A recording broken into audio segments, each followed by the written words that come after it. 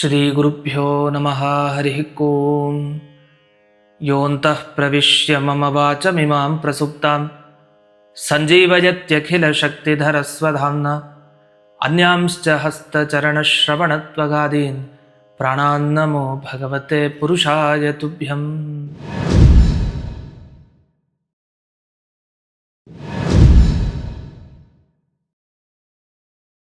ಆಧ್ಯಾತ್ಮ ಚಿಂತನದ ಎಲ್ಲ ವೀಕ್ಷಕರಿಗೆ ಸ್ವಾಗತ. ಚಾತುರ್ಮಾಸ್ಯ ಕಾಲ ಬಹಳ ವಿಶೇಷವಾದ ಪರ್ವಕಾಲ. ಹೆಸರೇ ಹೇಳೋ ಥರ 4 ತಿಂಗಳುಗಳ ವಿಶೇಷವಾದ ಸಾಧನೆಯ ಪರ್ವಕಾಲ. ಅದರಲ್ಲಿ ಒಂದೊಂದು ಮಾಸದಲ್ಲೂ ಒಂದೊಂದು ವ್ರತವನ್ನು ವಿಶೇಷವಾಗಿ ಮಾಡಬೇಕು. ಮೊದಲಿಗೆ ಶಾಖವ್ರತ, ದಧಿವ್ರತ, ಕ್ಷೀರವ್ರತ, ದ್ವಿದಳ ವ್ರತ ಅಂತ ಒಂದೊಂದಕ್ಕೂ ಅಭಿಮಾನಿ ದೇವತೆಗಳಿದ್ದಾರೆ. ಶ್ರೀಧರ, ಋಷಿಕೇಶ, ಪದ್ಮನಾಭ, ದಾಮೋದರ ಅಂತ. ಈ ಮೊದಲನೇ ವ್ರತ ಅಂದರೆ ಶಾಖವ್ರತ ಏನಿದೆ, ಇದನ್ನು ಮಾಡೋ ಮುಂಚೆ ಏನು ಸಂಕಲ್ಪ ಮಾಡಬೇಕು, ಕೃಷ್ಣಾರ್ಪಣ ಮಂತ್ರ ಏನು, ಇದಲ್ದೇನೆ ಶಾಖವ್ರತ ಅಂದರೆ ಬರೀ ತರಕಾರಿಯನ್ನು ಬಿಡೋದು ಅಷ್ಟೇನಾ ಈ ವ್ರತದಲ್ಲಿ, ಇನ್ನೂ ಏನಾದರೂ ಬಿಡಬೇಕಾ, ಏನು ಇದರ ಸಂಪೂರ್ಣ ಅನುಷ್ಠಾನ ಹೇಗಿರಬೇಕು, ಈ ಎಲ್ಲ ವಿಷಯಗಳನ್ನು ಈ ಸಂಚಿಕೆಯಲ್ಲಿ ನಾವು ತಿಳ್ಕೊಳ್ಳೋಣ. ಈ ಶಾಖವ್ರತದ ಕಾಲ ಯಾವುದು, ಅಂದರೆ ಯಾವಾಗಿನಿಂದ ಎಲ್ಲಿಯವರೆಗೆ ಈ ಶಾಖವ್ರತದ ಅನುಷ್ಠಾನ ಅಂದರೆ 25ನೇ ತಾರೀಕು ಜುಲೈ 2026 ಪ್ರಾರಂಭ ಆಗಿ 24ನೇ ತಾರೀಕು ಆಗಸ್ಟ್ 2026 ಈ ಶಾಖವ್ರತದ ಅನುಷ್ಠಾನ. ಇನ್ನು ಸಂಕಲ್ಪ ಮಂತ್ರಕ್ಕೆ ಹೋಗೋಣ. ಸಂಕಲ್ಪವನ್ನು ಮಾಡಬೇಕಾದ್ರೆ ನೀವು ಮೊದಲಿಗೆ ಆಚಮನ, ಪ್ರಾಣಾಯಾಮ, ಶುಭೆ ಶೋಭನೆ ಮುಹೂರ್ತ ಎಲ್ಲ ಹೇಳ್ಕೊಳ್ತಾ ಕೊನೆಗೆ ನೀವು ಉದ್ಧರಣೆಯಿಂದ ನೀರನ್ನು ತಗೊಂಡು ಅರ್ಘ್ಯ ಪಾತ್ರೆಗೆ ಬಿಡುವ ಮುಂಚೆ ಈ ರೀತಿ ಹೇಳ್ಕೊಳ್ಬೇಕು. ಅದನ್ನು ಇಲ್ಲಿ ಡಿಸ್ಪ್ಲೇ ಆಗುತ್ತೆ, ಅದನ್ನು ಗಮನಿಸಬಹುದು.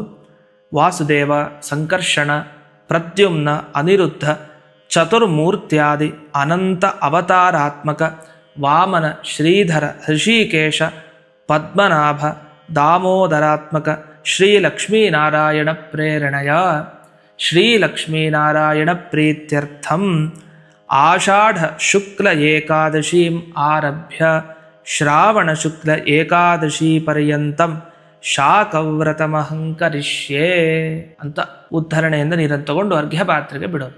ಅಥವಾ ಇನ್ನೊಂದು ಕ್ರಮನೂ ಇದೆ. ಈಗ ಒಟ್ಟಿಗೆ 4 ತಿಂಗಳುಗಳಿಗೆ ಸೇರಿಸಿ ಈಗಲೇ ಮೊದಲಿಗೆ ಸಂಕಲ್ಪವನ್ನು ಮಾಡಿಬಿಡೋದು. ಆ ಸಮಯದಲ್ಲಿ ಹಾಗಾದರೆ ಯಾವ ರೀತಿ ಸಂಕಲ್ಪವನ್ನು ಮಾಡಬೇಕು ಅನ್ನೋದನ್ನು ಗಮನಿಸೋಣ. ಯಥಾವತ್ತಾಗಿ ಆಚಮನ, ಪ್ರಾಣಾಯಾಮ, ದೇಶ, ಕಾಲ ಎಲ್ಲ ಉಚ್ಚರಿಸ್ತೀರಿ, ಅದೇ ಕ್ರಮ.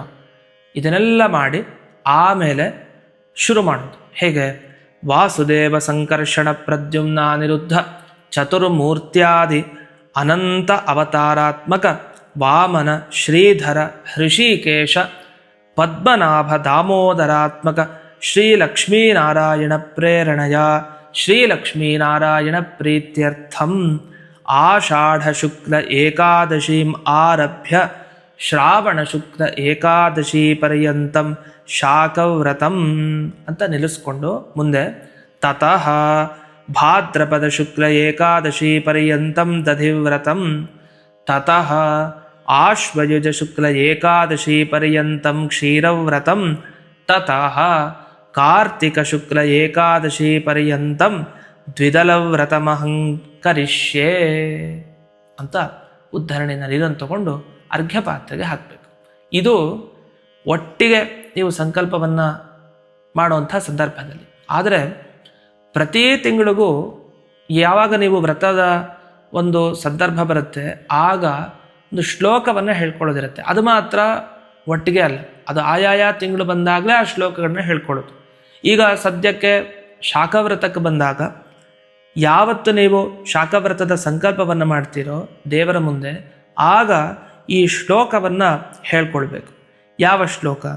ಶಾಖವ್ರತಂ ಮಯಾ ದೇವ ಗೃಹೀತಂ ಪುರತಸ್ತವ ನಿರ್ವಿಘ್ನಂ ಸಿದ್ಧಿಮಾಯಾತು ಪ್ರಸಾದಾತ್ತೇ ರಮಾಪತೆ ಅಂತ. ಇದರ ಅರ್ಥ ಏನು? ದೇವರೇ, ನಾನು ನಿನ್ನ ಮುಂದೆ ನಿಂತು ಈ ಶಾಖವ್ರತವನ್ನು ಮಾಡಬೇಕು ಅಂತ ಸಂಕಲ್ಪ ಮಾಡ್ತಾ ಇದ್ದೀನಿ. ನಿನ್ನ ಅನುಗ್ರಹದಿಂದ ಈ ವ್ರತ ನಿರ್ವಿಘ್ನವಾಗಿ ಮುಗಿಲಿ ಅಂತ ಈ ಶ್ಲೋಕದ ಅರ್ಥ. ಈ ಅರ್ಥವನ್ನು ಮನಸ್ಸಿನಲ್ಲಿ ತಂದುಕೊಂಡು ಹೇಳಿ ಭಗವಂತನ ಮುಂದೆ ಸಂಕಲ್ಪವನ್ನು ಮಾಡೋದು. ಇದಾದ ಮೇಲೆ ನಿಮಗೆ ದಧಿವ್ರತದ ಸಂಕಲ್ಪ ಶ್ಲೋಕ, ಹಾಗೆ ಕ್ಷೀರವ್ರತದ ಸಂಕಲ್ಪ ಶ್ಲೋಕ, ದ್ವಿದಳ ವ್ರತದ ಸಂಕಲ್ಪ ಶ್ಲೋಕ, ಅದನ್ನೆಲ್ಲ ನೀವು ಮುಂದೆ ಆಯಾಯ ಸಂದರ್ಭ ಬಂದಾಗ, ಅಂದರೆ ದಧಿವ್ರತದ ಕಾಲ ಬಂದಾಗ, ಕ್ಷೀರವ್ರತದ ಕಾಲ ಬಂದಾಗ, ದ್ವಿದಳ ವ್ರತದ ಕಾಲ ಬಂದಾಗ, ಇದೇ ಆಧ್ಯಾತ್ಮ ಚಿಂತನದಲ್ಲಿ ಅದರ ಕುರಿತಾಗಿ ವಿಡಿಯೋಗಳು ಬರುತ್ತೆ. ಅದನ್ನು ಆ ಸಂದರ್ಭದಲ್ಲಿ ಗಮನಿಸಿ ಅದರ ಉಪಯೋಗವನ್ನು ಪಡೆದುಕೊಳ್ಳಿ ಅಂತ ತಿಳಿಸ್ತಾ, ಈ ಸಮರ್ಪಣೆಯ ಶ್ಲೋಕನೂ ಇದೆ. ಶಾಖವ್ರತದ ಸಮರ್ಪಣೆಯ ಶ್ಲೋಕ ಅದೇನು? ಉಪಾಯನಮಿದಂ ದೇವ ವ್ರತ ಸಂಪೂರ್ತಿ ಹೇತವೇ ಶಾಕಂತು ದ್ವಿಜಪರ್ಯಾಯ ಸಹಿರಣ್ಯಂ ದದಾಮ್ಯಹಂ. ಈ ಶ್ಲೋಕವನ್ನು ಯಾವಾಗ ಹೇಳ್ಕೊಳ್ಬೇಕಂದ್ರೆ, ಯಾವಾಗ ನೀವು ಶಾಖವ್ರತವನ್ನು ಪೂರ್ತಿ ಅನುಷ್ಠಾನ ಮಾಡಿದಿರಿ, ಬ್ರಾಹ್ಮಣನನ್ನು ಕರೆದು ಅವರಿಗೆ ತರಕಾರಿ, ಅಕ್ಕಿ, ಬೇಳೆ, ದಕ್ಷಿಣೆ ಎಲ್ಲ, ತುಳಸಿ ದಳ ಇದನ್ನೆಲ್ಲ ಇಟ್ಟು ದಾನ ಮಾಡಬೇಕು. ದಾನ ಮಾಡಬೇಕಾದ್ರೆ ಈ ಶ್ಲೋಕವನ್ನು ಹೇಳ್ಕೊಳ್ಬೇಕು. ಒಂದು ವೇಳೆ ಸದ್ಬ್ರಾಹ್ಮಣ ಸಿಗಲಿಲ್ಲ ಅಂತಾದ ಪಕ್ಷದಲ್ಲಿ ದೇವಸ್ಥಾನಕ್ಕೆ ಹೋಗಿ ಈ ಅಕ್ಕಿ, ಬೇಳೆ, ತರಕಾರಿ, ದಕ್ಷಿಣೆ ಸಹಿತವಾಗಿ ದಾನವನ್ನು ನೀಡಬೇಕು. ಈ ಶ್ಲೋಕದ ಅರ್ಥ ಏನು? ದೇವರೇ, ನಾನು ಒಂದು ಈ ವ್ರತದ ಅಂಗವಾಗಿ, ಈ ವ್ರತ ನಾನು ಚೆನ್ನಾಗಿ ಮಾಡಿದ್ದೇನೆ, ಇದರ ಫಲ ನನಗೆ ಸರಿಯಾಗಿ ಸಿಗಬೇಕು. ಅದಕ್ಕೋಸ್ಕರ ವ್ರತದ ಪೂರ್ಣತೆಗೋಸ್ಕರ ನಾನು ಈ ತರಕಾರಿಯನ್ನು ಸಹಿರಣ್ಯಂ ಅಂತ, ಅಂದರೆ ಬಂಗಾರ, ಯಥಾಶಕ್ತಿ ಬಂಗಾರ ಇದ್ದವರು ಬಂಗಾರ ಕೊಡ್ತಾರೆ, ಬೆಳ್ಳಿ, ತಾಮ್ರ ಯಥಾಶಕ್ತಿಯಾಗಿ, ಇದರ ಜೊತೆಗೆ ತರಕಾರಿಯನ್ನು ಈ ಬ್ರಾಹ್ಮಣ ಶ್ರೇಷ್ಠನಿಗೆ ನಾನು ನೀಡ್ತಾ ಇದ್ದೀನಿ ಅಂತ ಹೇಳಿ ಇದರ ಅರ್ಥ. ಇಷ್ಟನ್ನು ಹೇಳಿ ದಾನವನ್ನು ಕೊಡೋದಾಯ್ತು. ಇದಾದ ಮೇಲೆ ಮುಂದೆ ದೇವರ ಮುಂದೆ ನಿಂತು ತುಳಸಿ ದಳ, ನೀರನ್ನು ಹಿಡಿದುಕೊಂಡು ಸಮರ್ಪಣೆ ಮಾಡಬೇಕು, ಕೃಷ್ಣಾರ್ಪಣೆ ಮಾಡಬೇಕು. ಆ ಕೃಷ್ಣಾರ್ಪಣೆ ಮಾಡಬೇಕಾದ್ರೆ ಶ್ಲೋಕ ಮತ್ತು ಒಂದು ಲೈನ್ ಇದೆ, ಇದನ್ನು ಹೇಳ್ಕೊಳ್ಬೇಕು. ಏನು? ಇದಂ ವ್ರತಂ ಮಯಾ ದೇವ ಕೃತಂ ಪ್ರೀತ್ಯೈ ತವ ಪ್ರಭೋ ನ್ಯೂನಂ ಸಂಪೂರ್ಣತಾಂ ಯಾತು ತ್ವತ್ಪ್ರಸಾದಾತ್ ಜನಾರ್ದನ. ಇದರ್ಥ ಹೀಗೆ, ಈ ಶಾಖವ್ರತವನ್ನು ನಾನು ದೇವರೇ ನಿನ್ನ ಪ್ರೀತಿಗೋಸ್ಕರ ಮಾಡಿದ್ದೀನಿ, ನಿನ್ನ ಎಲ್ಲ ಫಲ ನೀಡಲಿಕ್ಕೆ ಸಮರ್ಥ ದೇವರೇ, ಏನೇನು ನ್ಯೂನತೆಗಳಿದೆ ಅದೆಲ್ಲವನ್ನು ಕಳೆದು ಪೂರ್ಣತೆಯನ್ನು ಉಂಟು ಮಾಡು, ಎಲ್ಲ ನಿನ್ನ ಪ್ರಸಾದದಿಂದ ಇದು ಸಾಧ್ಯ ಜನಾರ್ದನ ಅಂತ ಹೇಳಿ ಪ್ರಾರ್ಥನೆಯನ್ನು ಮಾಡೋದು. ಇದಾಗಿ ಅನೇನ ಮಯ ಆಚರಿತೇನ ಶಾಖವ್ರತೇನ ಮಾಸ ನಿಯಾಮಕ ಶ್ರೀಧರಾತ್ಮಕ ಮಧ್ವಪತಿ ಗೋಪಾಲಕೃಷ್ಣ ಪ್ರಿಯತಾಂ ಅಂಥೇಳಿ ಉದ್ಧರಣೆಯಿಂದ ನೀರನ್ನು ತಗೊಂಡು ಅರ್ಘ್ಯಪಾತ್ರೆಗೆ ಬಿಡೋದು. ಆಮೇಲೆ ಸುಪ್ರೀತೋ ವರದೋ ಭವತು ಶ್ರೀಕೃಷ್ಣಾರ್ಪಣಮಸ್ತು ಅಂತ ಹೇಳಿ, ಇಷ್ಟು ಈ ಶಾಖವ್ರತದ ಸಂಕಲ್ಪ ಹಾಗೂ ಕೃಷ್ಣಾರ್ಪಣಗಳ ಬಗ್ಗೆ ವಿವರಣೆ. ಈ ಶಾಖವ್ರತವನ್ನು ಯಾರು ಮಾಡಬೇಕು? ಬ್ರಾಹ್ಮಣರು ಮಾತ್ರನ? ಅಲ್ಲ.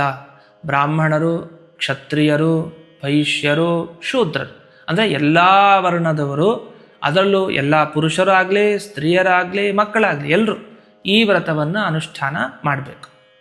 ಯಾಕೆಂದರೆ ಈ ಶಾಖವ್ರತವನ್ನು ಮಾಡದೇನೆ ನಾವು ತರಕಾರಿ ಇತ್ಯಾದಿಗಳನ್ನು ತಿಂತೀವಿ ಅಂತ ಇಟ್ಕೊಳ್ಳಿ, ಅದನ್ನು ತಿಂದರೆ ದೇವರಿಗೆ ಶಲ್ಯ, ಅಂದರೆ ಒಂದು ಆಯುಧ ತಗೊಂಡು ಚುಚ್ಚದಾಗೆ ದೇವರಿಗೆ ಅಷ್ಟು ಪಾಪವನ್ನು ನಾವು ಮಾಡಿದಾಗುತ್ತೆ. ಅದರಿಂದ ತರಕಾರಿ ಇತ್ಯಾದಿಗಳನ್ನು ಈ ಶಾಖವ್ರತದಲ್ಲಿ ಬಿಡಬೇಕು. ಇದನ್ನು ನಾನು ಹೇಳ್ತಾ ಇರೋದಲ್ಲ, ಹೊರತು ಶಾಸ್ತ್ರಗಳಲ್ಲಿ, ಪುರಾಣಗಳಲ್ಲಿ, ಅದರಲ್ಲೂ ಸ್ಕಂದ ಪುರಾಣದಲ್ಲೆಲ್ಲ ವಿಶೇಷವಾಗಿ ಇದರ ಬಗ್ಗೆ ಬಂದಿದೆ. ಶಾಖವ್ರತದಲ್ಲಿ ನಾವು ಯಾವುದನ್ನು ಬಿಡಬೇಕು, ಯಾವುದನ್ನು ತಗೊಳ್ಬೇಕು ಅಂದಾಗ ಕೆಲವು ಮಠಗಳ ಸಂಪ್ರದಾಯಗಳು ಬೇರೆ ಬೇರೆ ಇರುತ್ತೆ. ಕೆಲವು ಮಠದವರು ಇದನ್ನು ತಗೊಳ್ತೇವೆ ಅಂತ, ಕೆಲವರು ಇದನ್ನು ತಗೊಳ್ಳೋದಿಲ್ಲ, ನಮ್ಮ ಮಠದಲ್ಲಿ ಸಂಪ್ರದಾಯ ಇಲ್ಲ ಅಂತ ಹೇಳೋದಿದೆ. ಇಂಥ ಗೊಂದಲ ಏನಾದರೂ ಬಂದರೆ ಆವಾಗ ಸೀದಾ ಮಠದಲ್ಲಿರೋ ಹತ್ರ ಹೋಗಿ ಕೇಳಿಕೊಳ್ಳಿ. ಆದರೆ ಸಾಮಾನ್ಯವಾಗಿ ಏನು ಈ ಶಾಖವ್ರತದಲ್ಲಿ ತಗೊಳ್ಬಾರ್ದು ಅಂಥ ಪದಾರ್ಥಗಳನ್ನು ಈಗ ಹೇಳ್ತಾ ಹೋಗ್ತೀನಿ, ಅದನ್ನು ಗಮನಿಸಿ. ಮೊದಲಿಗೆ ಶಾಖ ಅಂದರೆ ನಮಗೆ ತರಕಾರಿ ಅಂತ ತಲೆಯಲ್ಲಿ ಅಷ್ಟೇ ಇರಬಾರ್ದು. ಗಿಡಕ್ಕೆ ಸಂಬಂಧಪಟ್ಟಿದ್ದು ಯಾವುದೇ ಎಲೆ ಆಗಬಹುದು, ಮರಕ್ಕೆ ಸಂಬಂಧಪಟ್ಟಿದ್ದು ಎಲೆ ಆಗಬಹುದು, ಮೊಳಕೆ ಆಗಬಹುದು, ಗಿಡದ ತುದಿ ಭಾಗ ಆಗಬಹುದು, ಒಟ್ಟು ಇದನ್ನೆಲ್ಲ ಯಾವುದೇ ಕಾರಣಕ್ಕೂ ತಿನ್ನಬಾರ್ದು. ಈಗ ಯಾವುದೋ ಗಿಡದ ಹೂವು ಚೆನ್ನಾಗಿದೆ ಅಂತ ಆ ಹೂವನ್ನು ಬಾಯಿಗೆ ಹಾಕೊಂಡ್ಬಿಡೋದು, ಈ ಥರ ಎಲ್ಲ ಮಾಡಬಾರ್ದು. ಹೂವು ಕೂಡ ನಿಷಿದ್ಧ, ಅದನ್ನು ತಗೊಳ್ಳೋ ಹಾಗಿಲ್ಲ.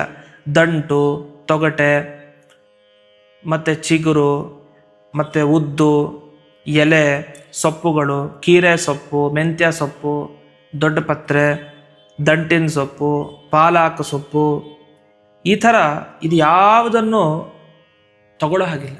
ಇದೆಲ್ಲ ಎಲೆಗಳಲ್ಲಿ ಸೇರುತ್ತೆ. ಹಾಗಾಗಿ ಎಲೆಗಳನ್ನು ತಗೊಳ್ಬಾರ್ದು ಅಂದಮೇಲೆ ಈ ಸೊಪ್ಪುಗಳನ್ನು ತಗೊಳ್ಬಾರ್ದು ಅಂತಲೇ ಅರ್ಥ. ಇದನ್ನೆಲ್ಲ ಶಾಖವ್ರತದಲ್ಲಿ ತಿನ್ನಬಾರ್ದು. ಇನ್ನು ವೈದ್ಯ ಸೊಪ್ಪುಗಳಿದೆ, ಬ್ರಾಹ್ಮಿ ಇದೆ. ಆ ಬ್ರಾಹ್ಮಿ ಸೊಪ್ಪನ್ನು ಕೆಲವರು ತಗೊಳ್ಳೋ ಪದ್ಧತಿ ಇದೆ. ಜೊತೆಗೆ ದಕ್ಷಿಣ ಕನ್ನಡದವರು ತಿಮಿರೆ ಅಂತ ಒಂದು ಉಪಯೋಗಿಸ್ತಾರೆ, ಅದವರ ಪದ್ಧತಿ. ಅದಕ್ಕೆ ನಾನು ಆಗಲೇ ಹೇಳಿದ್ದು, ಕೆಲವರಲ್ಲಿ ಪದ್ಧತಿ ಇರುತ್ತೆ, ಕೆಲವರಲ್ಲಿ ಇರಲ್ಲ.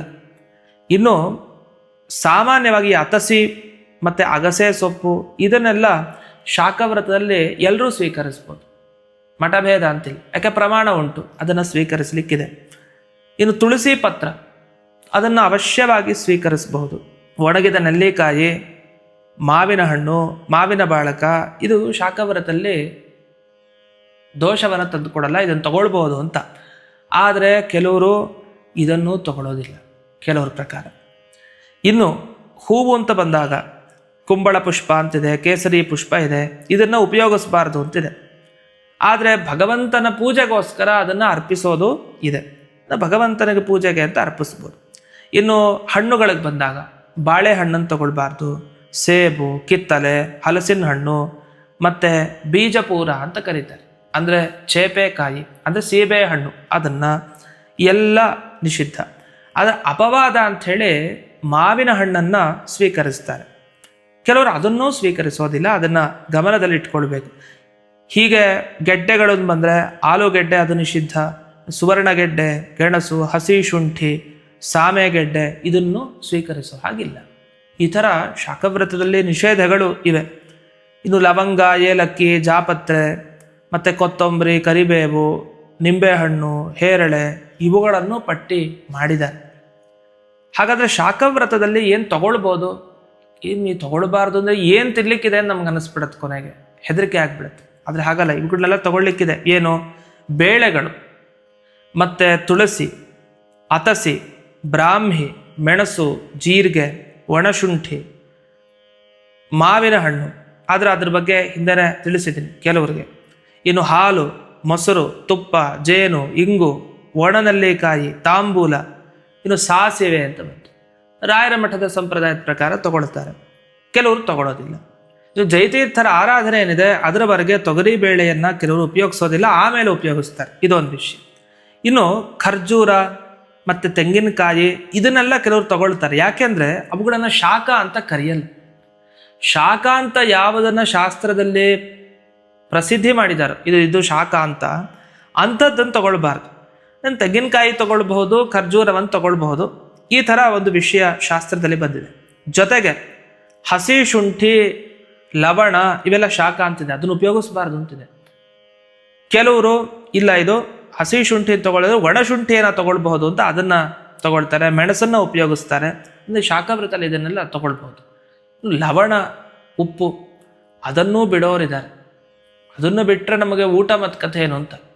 ಅದಕ್ಕೆ ಕೆಲವರು ಅದನ್ನು ಶಾಖ ಅಂತ ತಗೊಳ್ತಾರೆ, ಕೆಲವರು ತಗೊಳ್ಳಲ್ಲ. ಹೀಗೂ ಪದ್ಧತಿ ಭೇದ ಇದೆ. ಇನ್ನು ಸರ್ವಥಾ ನಿಷೇಧ ಮಾಡಬೇಕಾಗಿದ್ದು ಅಂತಿದೆ, ಅದು ಯಾವತ್ತೂ ತಿನ್ನಬಾರ್ದು, ಚಾತುರ್ಮಾಸ್ಯ ಕಾಲದಲ್ಲಂತೂ ವಿಶೇಷವಾಗಿ ತಗೊಳ್ಬಾರ್ದು. ಬದನೆಕಾಯಿ, ಕಲ್ಲಂಗರಿ, ಬಿಲ್ವಫಲ, ಅತ್ತಿ ಹಣ್ಣು ಮತ್ತು ಅನ್ನ ಸೀದು ಹೋಗ್ಬಿಟ್ಟಿರುತ್ತೆ, ಅದನ್ನು ತಗೊಳ್ಬಾರ್ದು, ವರ್ಜ್ಯ. ಯಾಕೆಂದರೆ ಇದನ್ನೆಲ್ಲ ಸ್ವೀಕಾರ ಮಾಡಿಬಿಟ್ರೆ ದೇವ್ರು ನಮ್ಮಿಂದ ದೂರಕ್ಕೆ ಹೋಗ್ಬಿಡ್ತಾನೆ ಅಂತ ಹೇಳ್ತಾರೆ. ಈಗ ದೇವರಿಗೆ ಇದು ಯಾವುದು ಇಷ್ಟ ಇಲ್ಲ, ಇದನ್ನು ಬಿಡಬೇಕು ಅಂತ. ಹೀಗೆ ಚಾತುರ್ಮಾಸ್ಯ ವ್ರತದಲ್ಲಿ, ಅದು ಶಾಖವ್ರತದಲ್ಲಿ ಇಷ್ಟನ್ನೆಲ್ಲ ಸ್ವೀಕಾರ ಮಾಡ್ಬೋದು, ಸ್ವೀಕಾರ ಮಾಡಬಾರ್ದು ಅಂತಿದೆ. ಆದರೆ ಪದ್ಧತಿಯಲ್ಲಿ ಕೆಲವು ಸಲ ಗೊಂದಲ ಬಂದರೆ ನಮಗೆ, ಇಲ್ಲ ನಮ್ಮ ಮಠದ ಸಂಪ್ರದಾಯ ಹೀಗಿದೆ ಅಂದರೆ ಮಠದವರ ಹತ್ರ ಹೋಗಿ ವಿಶೇಷವಾಗಿ ವಿಚಾರ ಮಾಡಿಕೊಂಡು ತಿಳಿದುಕೊಂಡು ಅನುಷ್ಠಾನ ಮಾಡಿ, ಯಾವುದೇ ಗೊಂದಲಕ್ಕೆ ಅವಕಾಶ ಮಾಡಿಕೊಳ್ಬೇಡಿ ಅಂತ ತಿಳಿಸ್ತಾ, ಎಲ್ಲರೂ ತಪ್ಪದೆ ಈ ಶಾಖವ್ರತವನ್ನು ಅನುಷ್ಠಾನ ಮಾಡಿ ಎಲ್ಲರಿಗೂ ಆ ಶ್ರೀಧರ ರೂಪಿ ಪರಮಾತ್ಮ ವಿಶೇಷವಾಗಿ ಅನುಗ್ರಹ ಮಾಡಲಿ ಅಂತ ಈ ಸಂದರ್ಭದಲ್ಲಿ ಪ್ರಾರ್ಥನೆಯನ್ನು ಮಾಡಿ, ಆಧ್ಯಾತ್ಮ ಚಿಂತನದ ಎಲ್ಲ ವೀಕ್ಷಕರಿಗೆ ಹರಿವಾಯುಗುರುಗಳ ಅನುಗ್ರಹವನ್ನು ಪ್ರಾರ್ಥಿಸ್ತಾ ಈ ಸಂಚಿಕೆಯನ್ನು ಅಸ್ಮದ್ ಗುರುವಂತರ್ಗತ ವ್ಯಾಸತೀರ್ಥ ಗುರುವಂತರ್ಗತ ಭಾರತೀಯ ರಮಣ ಮುಖ್ಯ ಪ್ರಾಣಾಂತರ್ಗತ ಶ್ರೀಮನ್ಮುದ ಗೋಪಾಲಕೃಷ್ಣನಿಗೆ ಅರ್ಪಣೆಯನ್ನು ಮಾಡ್ತೇನೆ. ಶ್ರೀಕೃಷ್ಣಾರ್ಪಣಮಸ್ತು.